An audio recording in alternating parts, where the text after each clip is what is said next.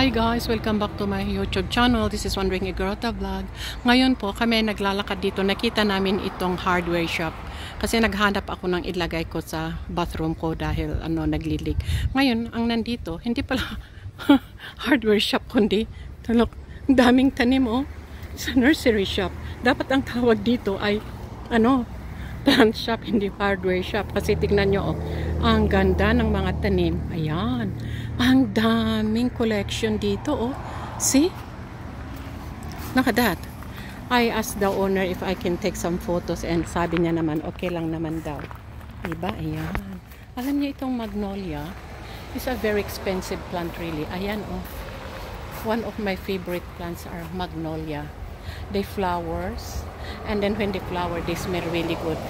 Sa Baguio, gina-jogging namin yan sa Crystal Cave para bumili ng magnolia o kaya magkuha ng magnolia flowers. At saka ito, this is variegated. I love this. See that? Galing. Ayan. Ang dami ng plants dito. Ayan yung magnolia na yan, which is flowering already, is $95. Oh well, mahal talaga ang magnolia. Ayan. Ang dami nilang plants dito.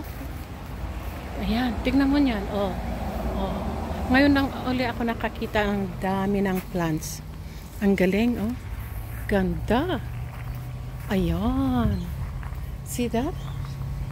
They got all different kinds of plants here. Whatever you want, it's all in here. Mura naman. Well, some of them are expensive, but I think it's worth it. Kasi mahirap naman ang mag-alaga ng plants kaya mahal. Diba? Ayan. Tignan nyo, Ayan. Galing, Tignan nyo. Wow. This is my ambition, is to fill my house of plants. Kaso lang, I am not, green finger. Wala akong green finger. Kasi, every time I buy plants, namamatay sila. I bought a lot of orchids. Pero puros naman namamatay. Totoo yan. Kaya, bili ako ng bili. Discount dito daw. Discount pots. Bili ako ng bili. Namamatay naman. Ano kaya naman ito?